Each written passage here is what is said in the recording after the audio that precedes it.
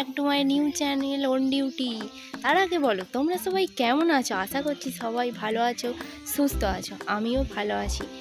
এটা আমার first blog. আজকে এই ভিডিওতে আমার সঙ্গে তোমাদের পরিচয় করিয়ে দেবো। অনেকেই হয়তো চিনতে পারছো না আমাকে, তো চিন্তা নেই, আস্তে আস্তে সকলেই চিনে যাবে।